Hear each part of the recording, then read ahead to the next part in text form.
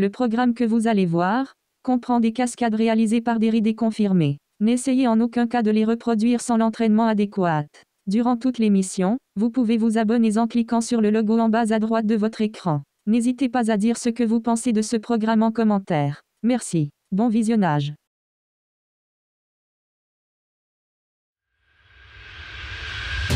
Salut à tous, bienvenue à Briec. Comme vous pouvez le voir juste derrière moi, on est au Finistère Show. Le Finistère Show, c'est un événement qui regroupe deux sports qu'on aime beaucoup dans l'émission. Il y a du BMX et du motocross. Et en parlant de motocross, les meilleurs FMXeurs du monde se donnent rendez-vous ici pour se balancer aux côtés de la crème du BMX français.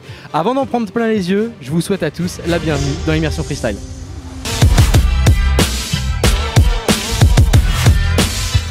Immersion Freestyle. Simon Mugen. Au sommaire aujourd'hui, on découvre le Finistère Show, on rencontrera les organisateurs, ensuite nous partirons du côté de Reims pour vivre le tout premier championnat de France de BMX Freestyle. Le Trix Culte va nous faire tourner la tête, Maxime Fenwick nous présente le flair, et pour conclure l'émission, on ira faire connaissance avec Nicolas Deparoy, un champion de moto enduro.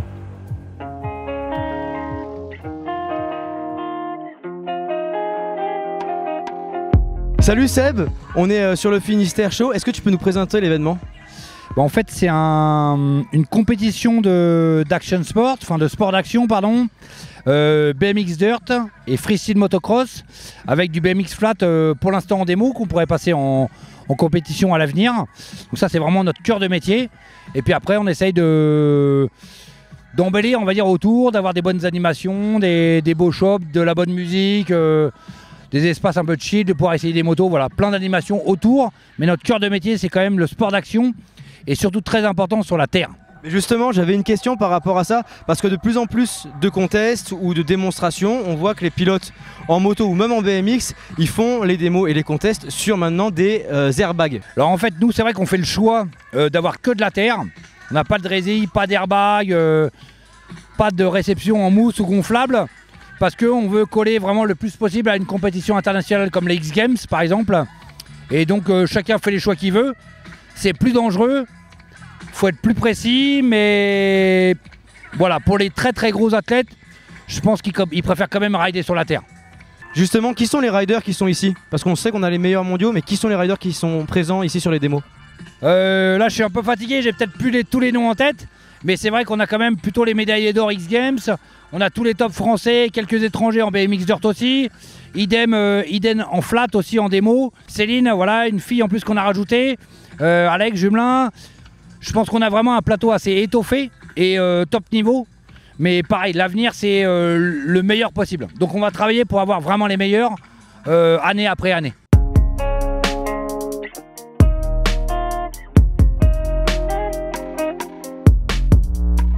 Allez, on a retrouvé Pascal. Pascal, tu es vraiment à l'origine du Finistère Show. Est-ce que tu peux nous expliquer les débuts ? Courant 2005, une association de parents d'élèves a voulu monter un petit show mécanique pour financer les activités des gamins. Un des parents d'élèves, qui était un collègue d'enfance, m'a dit parmi les parents, il y a quelqu'un qui a les contacts et qui peut nous monter quelque chose. Donc ils m'ont proposé. C'est une idée qu'on avait au sein du motoclub, qu'on n'avait jamais mis en œuvre, mais qu'on avait depuis 3 ou 4 ans déjà. Et on a dit banco, on a relancé le motoclub, mais le problème c'est quand on a été obligé de le faire tout seul, c'était faire prendre des risques à l'assaut des parents d'élèves, et c'était pas le but au départ, quoi. Nous, l'essence même, c'était le FMX. Or le FMX, l'inspiration du FMX vient du BMX Dirt.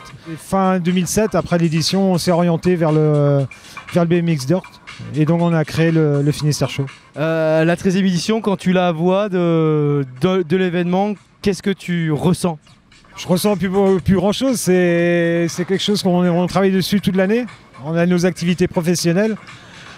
Tout le temps libre, on le passe ici. On a construit vraiment un joli parc. On est en extérieur, on prend des risques. Mais après, une fois qu'il fait beau, comme aujourd'hui, on a un champ vert, on a des arbres, c'est beau, quoi. On n'a pas envie de voler le public. On veut leur proposer vraiment un contenu complet. Là, on voit, il y a de l'airbag, il y a la boule de la mort, il y a les mini-motos. On propose vraiment un contenu complet, quoi. Et on veut que les gens qui ressortent d'ici soient contents et bénéficient du maximum de choses.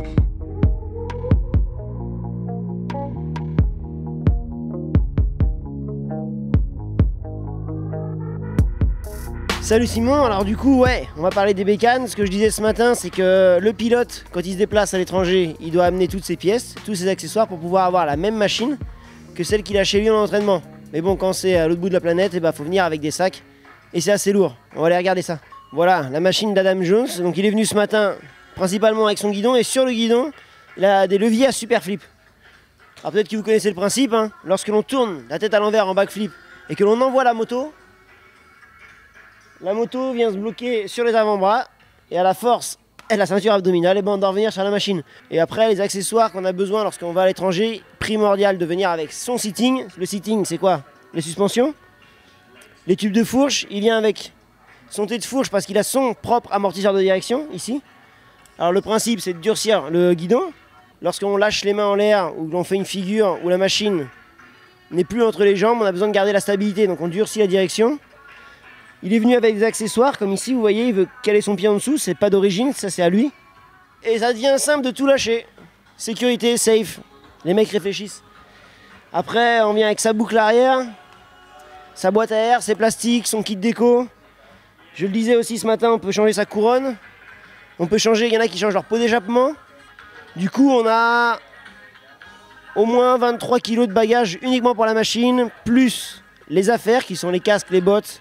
C'est au moins 2 gros sacs de 23 kg pour aller faire une démo à l'étranger et avoir le matériel pour s'exprimer à la perfection.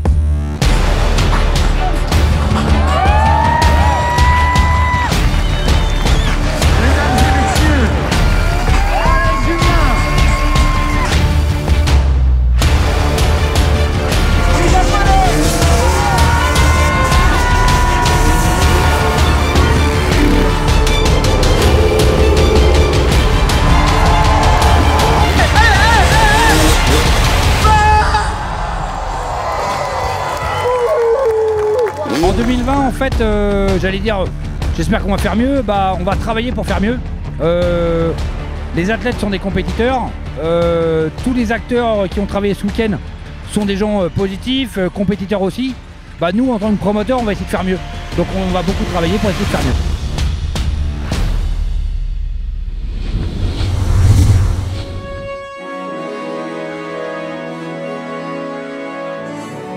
Le championnat de France, c'est du one shot. Hein. C'est du one shot, il va falloir tout donner d'un coup. Ça va être bien, entre potes. Nous sommes dans le gymnase Renétis et on va aller rencontrer Serge Froissart pour qu'il nous parle de ce premier championnat de France de BMX Freestyle Park.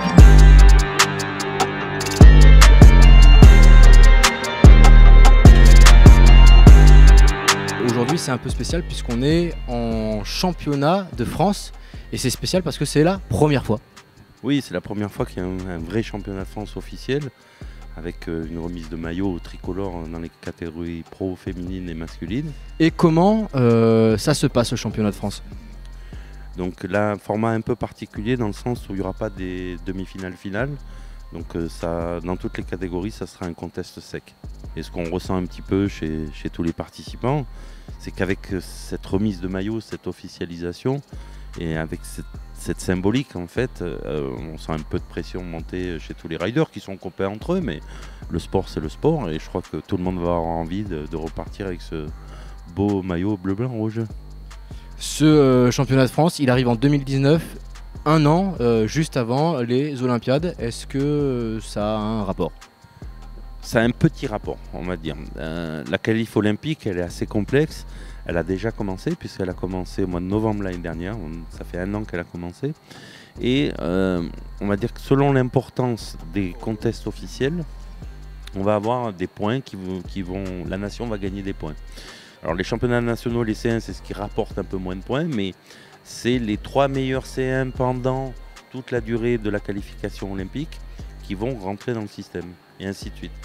Ensuite, nous, on sait que la France, on est limite et on se doute qu'en étant objectif, qu'on part de loin et pour les points, ça risque d'être difficile, sauf, on va dire, circonstances.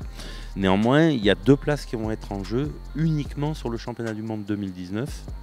Ce sera les 2 meilleures nations sur ce championnat du monde classées derrière celles qui seront au point. Et là, quand on regarde un peu les résultats chez les hommes, par exemple à Montpellier, à Budapest au World Urban Games, on voit que Anto est peut-être aidé d'un pilote comme Max, comme Isvan et tout, on peut prétendre avoir une de ces 2 places.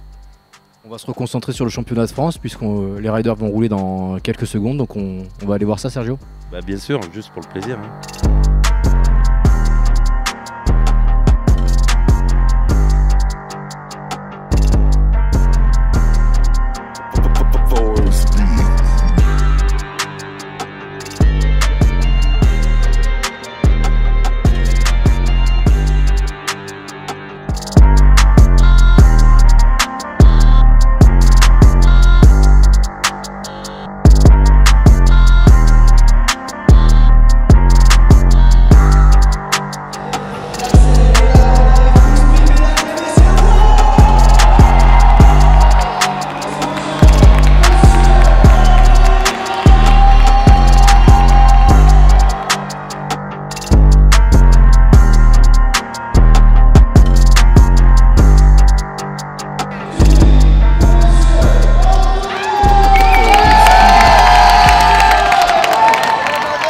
La coupe à la maison, je suis content et vraiment c'est que du bonheur et porter ce maillot c'est une fierté parce que de me dire que je vais pouvoir porter ce maillot sur les compétitions internationales et être fier de représenter mon pays. C'est vrai que dans les 2 runs j'ai fait flip bar condor. C'est une figure qui était très très facile pour moi, que je maîtrisais à la perfection. C'est très dur pour moi, plus psychologiquement que physiquement, parce que voilà, c'est sur cette figure-là que j'ai eu ma plus grosse blessure, où j'ai fait 3 semaines de réa en hôpital. À la base, j'avais prévu de ne pas vraiment faire ça. Je voulais faire flip bar whip, c'est une figure qui est d'un niveau supérieur, qui marque un peu plus de points. Mais je me suis dit, c'est le jour où il faut que tu le fasses, parce que voilà, c'est aujourd'hui le championnat de France. C'est une fois par an, c'est aujourd'hui. Je suis revenu cette année de cette blessure-là. Donc je me suis dit, c'est sur cette étape-là où tu vas la refaire et tu vas montrer que tu t'es battu et que tu es revenu encore plus fort et que tu as été capable de la refaire en compétition. Je tiens vraiment à remercier tous ceux qui m'accompagnent tous les jours, que ce soit mes amis proches, dont tu fais partie, Simon, toute la famille du BMX et ma famille à moi, ma chérie Léa, que j'embrasse fort et que j'aime. Donc voilà, je remercie vraiment tout le monde. C'est grâce à vous que j'en suis là.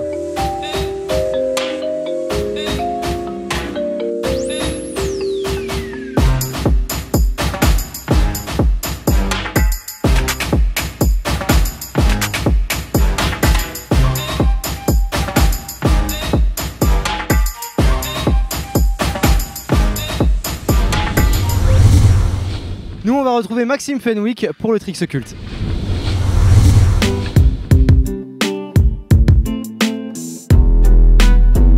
Salut à tous, moi c'est Maxime Fenwick, j'ai 21 ans, ça fait 8 ans que je ride. Je suis coach à Basic BMX dans une association au sud de la France, à Montpellier. Et ici on se retrouve à Grammont pour présenter ma figure culte, le flair. Donc pour le flair, il faut arriver sur la courbe, il faut lancer une rotation en backflip, donc en salto arrière. Et au quart de la rotation, il faut tourner la tête pour envoyer un 180. Au milieu de la rotation, il faut se grouper, sinon ça ne marche pas. Et à la fin de la rotation, il faut replaquer tout. Et maintenant, je vais vous montrer comment le flair.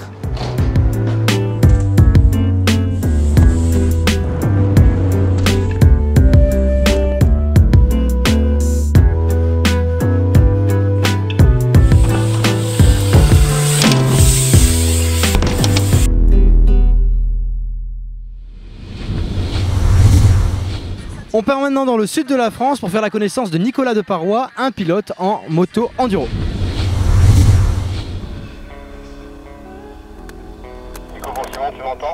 Ouais, je t'entends, ouais.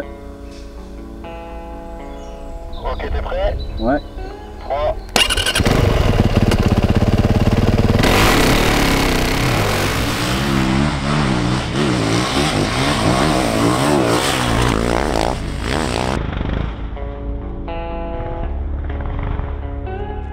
Nicolas Deparoy, j'ai 36 ans maintenant, je fais de la moto depuis un petit moment. J'ai commencé dans les années 1990, suite à Bercy 90 que j'ai vu à la télé qui m'a vraiment chamboulé. C'était marrant parce qu'il y avait le film Histoire sans fin avec le grand chien.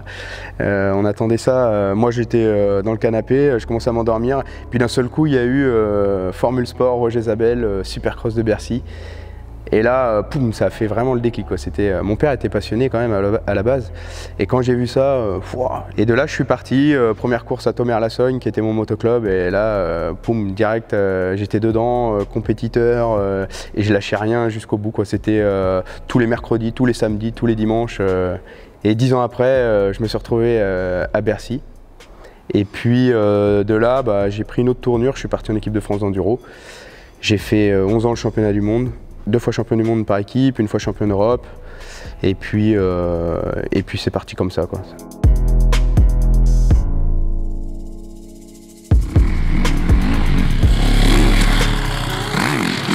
Trois mots qui définiraient le motocross, ce serait donc l'adrénaline, la bonne terre, le bon grip, et puis la compétition.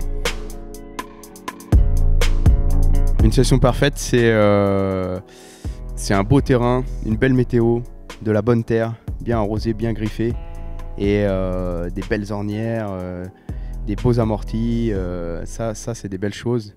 Pour moi c'est la session parfaite avec les copains, c'est pas mal aussi, parce que y a besoin d'avoir ce côté fun aussi.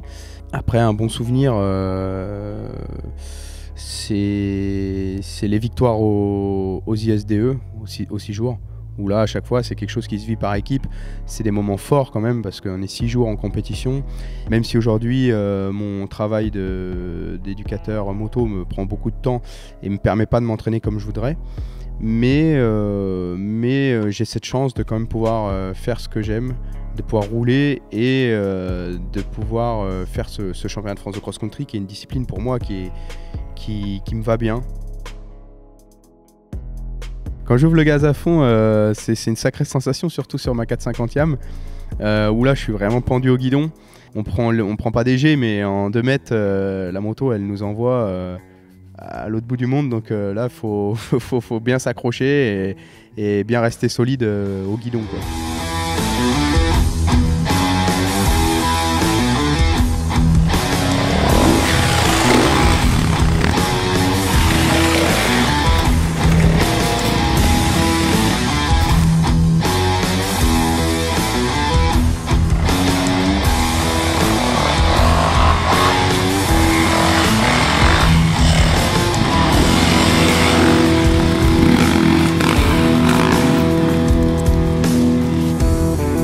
Ça, c'est le terrain que j'ai construit petit à petit pour commencer mon école de moto de pilotage, DOP, Deparoy Enduro MX Performance.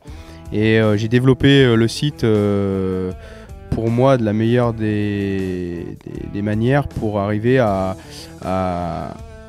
retranscrire ce que j'ai appris, mais dans plusieurs univers, enduro-cross, spécial banderolé, motocross. Et voilà, c'est un site qui commence à être complet aujourd'hui. Et j'ai encore pas mal de travail pour essayer de le développer au mieux. J'en ai peut-être oublié un petit peu des fois les côtés fun du sport. Mais aujourd'hui, en vieillissant et en fin de carrière comme ça, je les retrouve un peu plus facilement. Et au final, quand j'y vais, j'ai toujours à l'esprit quand même de faire les choses bien pour rentrer chez moi en disant voilà, je me suis bien entraîné, ça a été bien.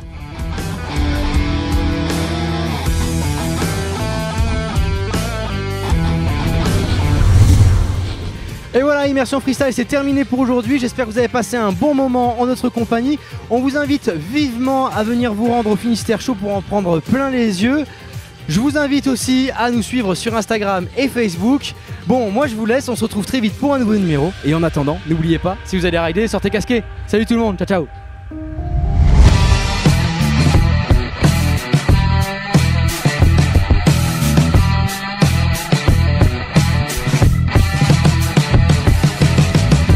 vous avez kiffé et abonnez-vous. Vous pouvez aussi mettre un petit pouce bleu, mais surtout parlez-en autour de vous.